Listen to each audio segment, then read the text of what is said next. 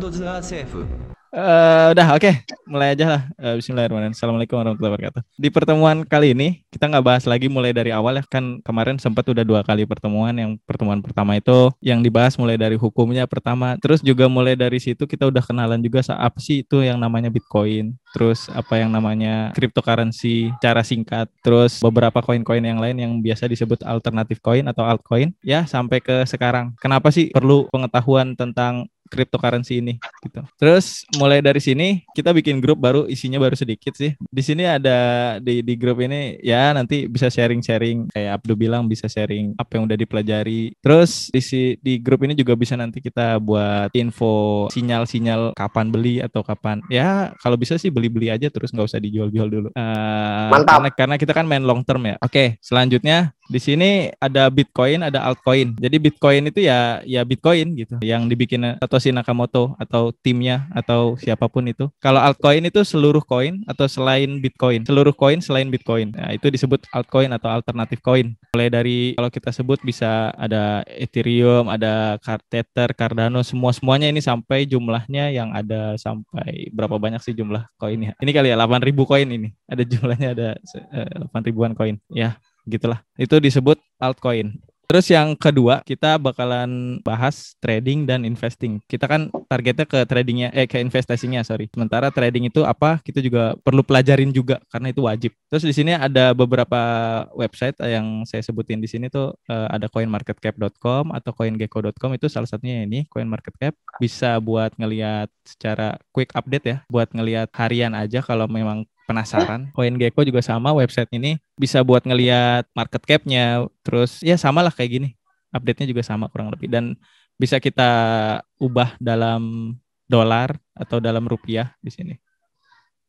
Di sini kan USD, bisa diubah IDR, sama lah ya, sama kayak di aplikasi di HP. Cuman kan di HP terbatas ya koinnya. Nah, di sini juga ada API-nya, jadi kita bisa pakai API ini jadi buat ngambil data ininya kalau kita mau bikin aplikasi atau spreadsheet dari Google. Jadi kita bisa ngambil harganya update langsung gitu. Nanti juga saya tunjukin di portofolio saya juga gimana cara ngambil ininya, ngambil price di sininya. Jadi kalau di portofolio kan misalnya kita pakai aplikasinya berbeda. Kita pakai Pintu, kita pakai Indodax, terus ada juga toko kripto atau rekeningku. Terus kita kepisah-pisah gitu. Kita ngelihat fitur ini bagus di sini untuk koin ini, atau fitur yang lain bagus untuk koin yang ini di aplikasi ini. Nah, itu nanti kita sediain, kita buat satu spreadsheet. Isinya itu nggak perlu kita buka aplikasi satu-satu lagi gitu. Jadi nggak buang-buang waktu. Oke, terus di sini crypto exchange di Indonesia dan perbandingannya. Ya ini yang tadi saya bilang juga ya, ada aplikasi Pintu, terus Indodax, rekeningku, Luno, sama toko kripto mungkin yang agak populer. Di sini kita bandingin aplikasi kekecilan nggak? Di Zoom nggak? Aduh, gedean. Nah ini dia, ini udah sempat di-review sekilas gitu dari beberapa aspek. Yang pertama dilihat dari nomor satunya itu biaya layanannya. Terus nanti di biaya layanan itu ada biaya penarikan, ada biaya transaksi, biaya penarikan atau withdraw, nanti berapa biayanya dari masing-masing aplikasi. Terus biaya transaksinya ada taker, ada maker. Terus yang nomor 2 kelengkapan koin atau tokennya ada berapa jumlahnya. Yang ketiga fitur trading, walaupun kita nanti nggak fokus banget ke tradingnya. Di sini ada analisis chart atau grafik, terus ada stop loss atau stop limit, sama short sell option yang buat trader itu mungkin berguna banget karena dia bisa jual beli dalam waktu yang singkat. Terus yang paling penting juga hasil spread harganya itu penting banget. Terus dari teknologi keamanannya juga kita bahas satu-satu nih. Dari biaya layanan di Indodax, biaya penarikan itu dihitung per transaksi. Misalnya kita mau narik 1 juta koin yang udah dipindahin ke deposit kita 1 juta, kurang lebih 0,5%-nya itu berarti Rp5.000 ya. Kurang lebih ya segitu, 5.000 pas. Itu 1 juta. Kalau toko kripto flat biayanya. Mau narik 1 juta biayanya 5.500. Mau narik 100.000 biayanya sama 5.500. Pintu juga sama, flat 4.500. Nah, di sini saya warnain warna hijau karena di sinilah kelebihannya gitu. Yang hijau itu yang kita cari gitu, atau yang paling bagus di antara yang lain. Yang kuning menengah, yang merah itu yang ya jelek lah. Toko kripto 5.500, Pintu 4.500, Luno 6.500, tapi ini flat nih. 3 ini flat. Dan rekeningku 0,75%. Bandingin kalau penarikannya itu semakin besar. Misalnya tadi kan kita pakai contoh 1 juta. Kalau misalkan penarikannya itu 100 juta, bayangin. atau 1 miliar. 1 miliar 0,5%-nya itu ya bisa 5 juta ya, bisa 5 juta. Iya nggak sih? Iya, nggak baca bener. Bayangin kita punya koin senilai 1M di Indodax dengan koin yang senilai 1M juga di toko kripto Bitcoin sama misalnya. Terus kita mau narik nih. Nah, di Indodax biaya cas buat dia itu 5 juta. Tapi kalau di toko kripto tetap 5.500. Jadi kan yang flat ini lebih menguntungkan. Terus biaya transaksi atau taker juga sama ya. Kita ngitung di sini biaya taker ini saya ada catatan, biaya market taker dipotong jika bertransaksi mengikuti antrian order harga yang dipasang oleh trader lain. Ini khusus yang di ini ya, khusus yang di Indodax, toko kripto, Luno sama rekeningku. Di pintu tuh nggak ada opsi buat trader lain untuk ngambil yang kita beli, yang kita jual, sorry. Jadi di Indodax dan di toko kripto kita tuh bisa masang harga jual kita. Misalnya ada koin, nama sebut aja koin A, harganya tuh 1 juta per koin. Harga pasarnya 1 juta di waktu itu. Nah, kita bisa aja ngejual di harga 1.010.000. Nah, itu bisa di Indodax dan di toko kripto. Tapi permasalahannya ada nggak yang mau beli? Kalau ada yang mau ngambil atau tiba-tiba nanti pasarnya lagi naik sedikit, otomatis kan ada yang mau ngambil. Nah, itu tuh ke pending dulu. Ada yang namanya dana yang terkunci kalau di toko kripto sama di Indodax. Jadi nunggu sampai ada orang lain yang mau ngambil dengan harga itu. Tapi itu otomatis dengan sistem. Jadi saat orang lain ada yang naruh di harga di atas itu sedikit, otomatis kan masuk tuh harga kita. Berarti kita kebeli. Oke, gitu ya. Biaya transaksi taker. Jadi di Indodax juga biaya transaksinya itu diperhitungkan per transaksi. Misalnya kita habis deposit 1 juta, nanti mau beli Bitcoin dan mau beli koinnya senilai 1 juta juga, maka kita kena 0,3%-nya. Artinya 0,3% itu komisi buat Indodax. Terus di toko kripto juga sama, dikenakan persen. Nah, di pintu nggak ada. Jadi dia aplikasi pintu tuh menang di sini, di transaksi tanpa biaya taker. Di Luno ada 0,08% sampai 0,1%. Terus rekeningku 0,1%. Jadi masih worth lah ya untuk toko kripto, Luno, dan rekeningku. Sementara kalau Indodax terlalu tinggi biaya takernya. Oke, yang kedua. Tambahin Din. Oh iya, gimana Din? Itu kan kalau di Indodax apa pintu yang ada maksimum withdraw kan ada kan ya? Oh Berarti iya, kalau iya. misalkan kena, misalkan di mana tuh Indodax apa di pintu yang ada, 200 di juta? Indodax hampir semuanya ada, Tapi Berarti dengan catatan, kayak yang seingat gua di pintu itu maksimal penarikan 200 juta tapi di hari libur. Kalau di hari biasa tuh lebih dari itu bisa. kalau Indodax itu? Kurang lebih sama. Cuman dia yang Berarti Indodax itu perhitungannya dengan Bitcoin. Kalau nggak salah 0,2 Bitcoin penarikan maksimal di hari libur. Berarti semaksimumnya misalkan 200 juta, maksimumnya berarti cuma 200.000 kan karena Oh maksimal iya, penaikan dari Indodax nggak nyampe. itu untuk hari libur. Kalau untuk hari biasa, Indodax sama pintu yang hari libur? kalau di Indodax sama, kurang lebih sama kayak gitu. Kalau menurut gue, karena di hari libur mungkin mereka kan mereka ada pegawainya juga. Jadi tiba-tiba nanti ada yang ngeras, nanti nggak ada yang ngontrol gitu. Karena kan ini walaupun disebutnya desentralisasi, tapi karena kita pakai broker-broker ini ya tetap aja itu ada tersentralisasi di mereka gitu. Karena data kita kan juga disimpan sama mereka. Ada KYC-nya, know your customer lah ya. Ada KYC-nya yang kita harus KTP atau SIM atau apapun lah itu yang identitasnya. Jadi ya mereka tetap pegang kendali juga atas uang kita. Oke, lanjut ya. Di kelengkapan koin sekarang.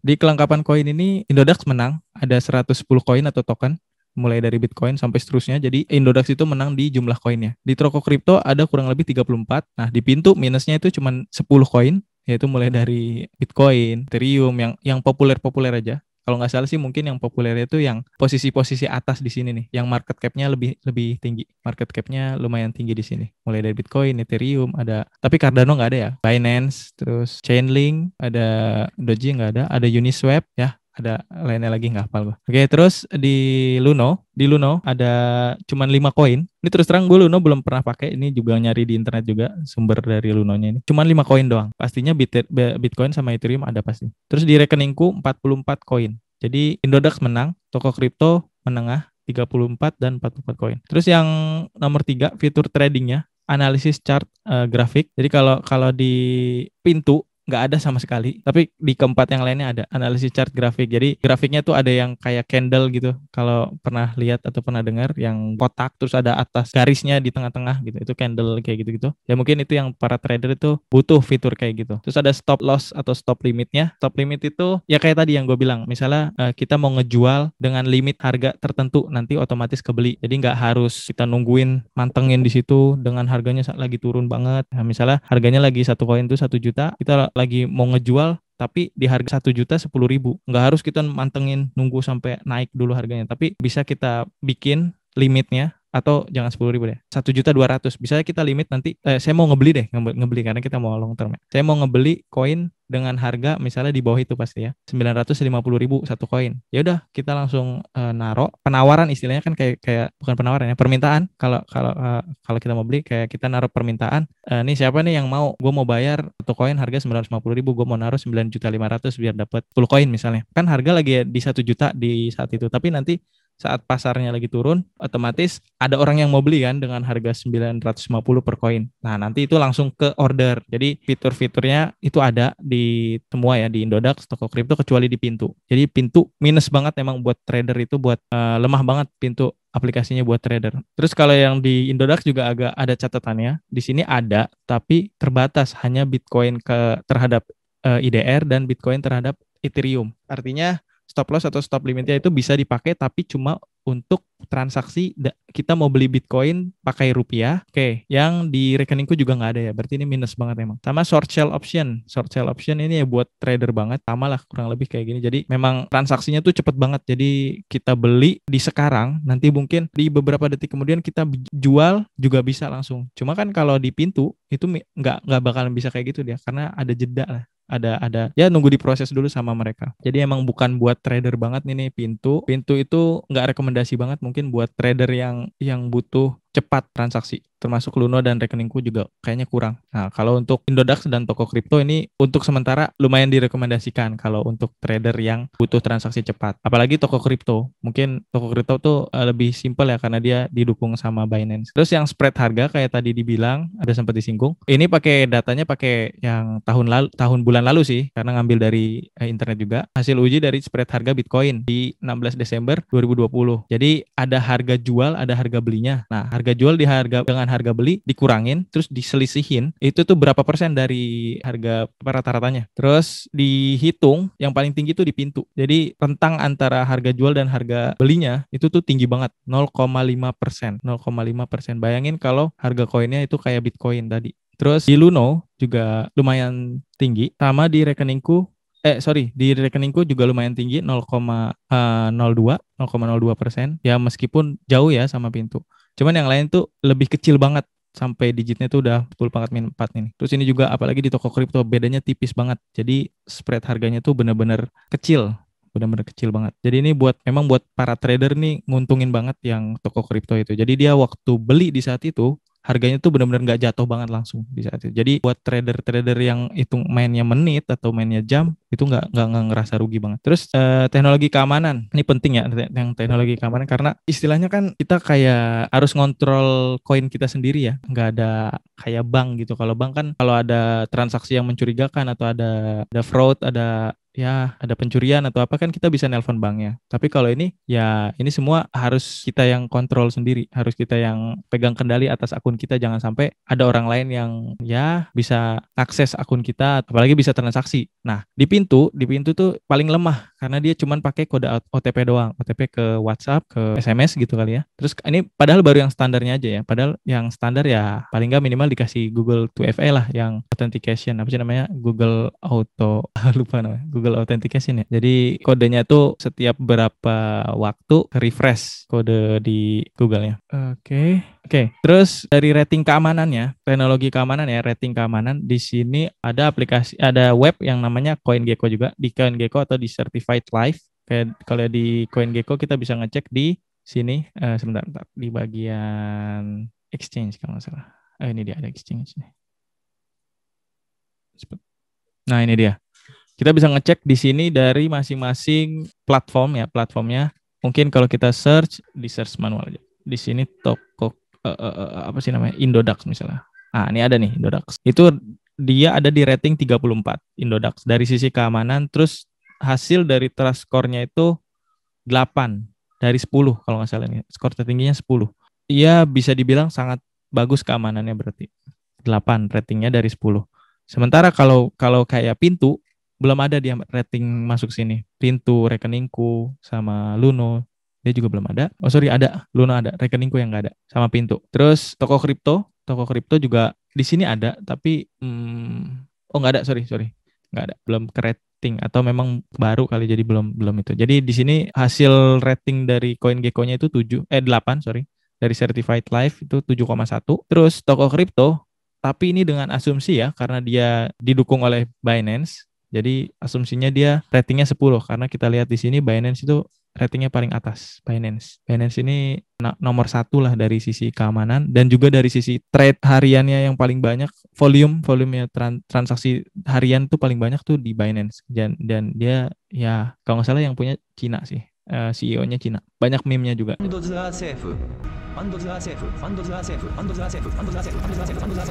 Ya, itulah. Oke, terus yang Pintu dia pakai teknologi curve.co, nanti bisa dibuka juga di website ini. Tapi nggak paham maksudnya apa. Jadi ya cukuplah mungkin. Terus yang Luno, skornya 7 untuk keamanannya dari CoinGecko. Terus tapi di Certified Live-nya itu 3,95 dan rekeningku belum ada rating apa-apa. Jadi dari sini kesimpulannya harus bijak juga milih platform. Milih platform tuh harus bijak. Terutama kita tuh tujuannya mau apa.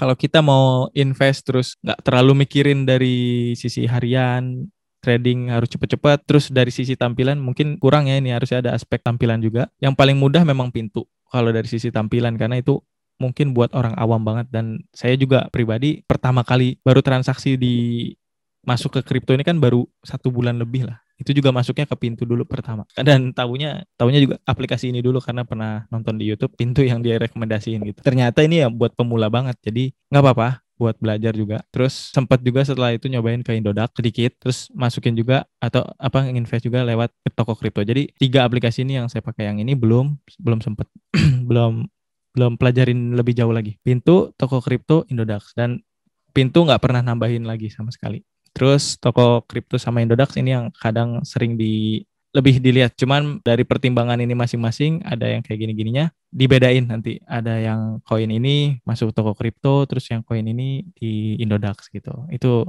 teknik saya aja sih, teknik. Oke, dari perbandingan sini kira-kira ada yang ditanya nggak sampai sebelum lanjut lagi ke ini? Kan ini tadi udah. Terus crypto exchange dan sama portofolio paling. Terakhir portofolio aja. Resumnya dong ya.